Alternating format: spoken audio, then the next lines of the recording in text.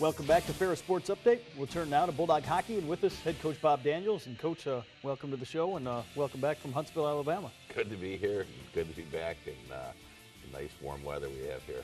Nice sweep this past weekend for the Bulldogs in snowy Huntsville. And talk about your team's play this past weekend, pulling off a couple wins and moving your winning streak to 3 straight. Well, sure, but you're right about snowy Huntsville. It was interesting in that I think that's the worst weather they've had in a decade there, and of course we had to be there for it. But it really wasn't too bad. I mean, they had an ice storm there on Friday, and on Saturday it was a balmy 53 and rainy, and it felt great. You know, I went and stood in the rain, and a lot of guys, I think, took the opportunity to walk around outdoors. But it was a good weekend for us hockey-wise. Huntsville's a much improved team. They're well coached. You know, scoring very similar to us in that scoring doesn't come easy for them. And but defensively, they are really positioned well, and they've got an excellent goaltender and a boy named Guerrero. And he's very much similar to C.J. Mott in terms of numbers and play. And those 2 wins were well earned and obviously much needed.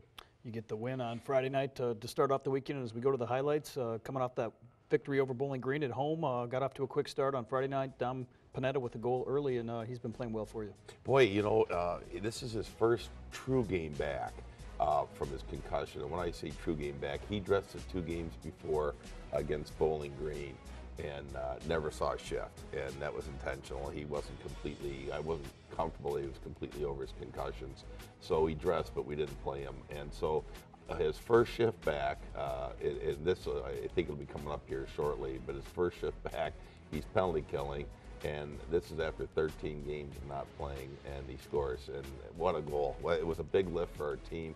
Seems like a lot during the second half. We've been chasing other teams, and so that was a huge goal for us. And he really did have a great weekend. It was sometimes a guy will have a good shift and score a goal, and that'll be it for him. But he played exceedingly well all weekend long. You get that first goal early, and then we'll see the Bulldogs with a second goal here towards the end of the first period. Chad McDonald to give you a 2-0 lead after 1 period, and a good start down in Huntsville. Yeah, it really was. You know, and we hopped them. We were full marks for the 2-0 lead at the end of 1, and by that I think we outshot them 11-1 in the first period. It was, you know, over halfway through the game before they even had their 5th shot on net, and so we played well. You can see in here too, we have a lot of opportunities. You know, we're up 2-0, but it could have easily been a lot more. We really had a good game. This is a 5-on-3 advantage we have. We don't score in it, and again, Huntsville did a great job, but I think, you know, we'd get a lot of good looks, a lot of good shots on net with some traffic in front. It just Guerrero made some big saves on it. They score here, obviously, in the 3rd period. They get it to 2-1. And, you know, nothing's ever easy, and they were going to fight us tooth and nail. This last 8 seconds, you can see they pull their goalie.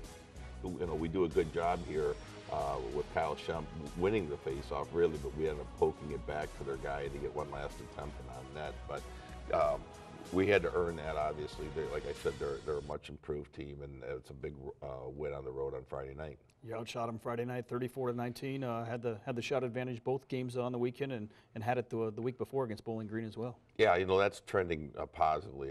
What I'm really impressed with is we're keeping the shot totals down. I still think we can work on our team defense, and that it seems like when we're giving them opportunities, or not giving them, but when they're getting opportunities, they're pretty high quality chances, and so it's impacting CJ's numbers a bit. We don't give them a lot of shots, but when we do, it seems like a lot of times they're grade A attempts. You got the first goal on Friday night. We come back to Saturday night, and we'll see the Chargers get the first goal about midway through the first period. Talk about that start on Saturday night. Obviously, they get the goal, but you guys come right back and score. Yeah, well, you know, on Saturday night here, you can see here in the first period, they're really carrying the play on us. We get a couple of chances, but I thought they were the superior team coming out, and rightfully so. They're playing for their playoff lives. We're playing for a lot too. It sounds similar to Coach Bronkema, what he had to say, but it's a time of year when everybody's got something on the line. And we did fall behind early, and they're a hard team. I knew if we had fallen behind by 2, we'd be in a lot of trouble. Yeah, there's the first goal. And if we fall behind by 2 because they're so good defensively, it would have been, you know, a very difficult comeback. But as it turns out, we regrouped, and we really had a great second period. Again, it'll be Dom Panetta that gets your first goal, unassisted goal to get you on the board, and then you score the only goal in the second period as Kyle Schemp reaches the score sheet to give you give you the lead for the first time. Yeah, and that was obviously a really big goal by Don Panetta, and it meant a lot going into the locker room between periods. And you can see CJ, you know, we're calling on him more in this game than before. You're also, if you know Tyler Andrew, number 16, he gets another chance right here. He had numerous chances. He is really playing well for us, and we're excited as a freshman. We're getting a lot of contributions. I thought both him and Drew Durante's had really strong weekends. We leaned on them heavy with a lot of guys being out and injured. Obviously here, a big goal for us at that time. And you see the goal they score right there. One, I know our goaltender, CJ, would like to have back, but he really lets one like that by him.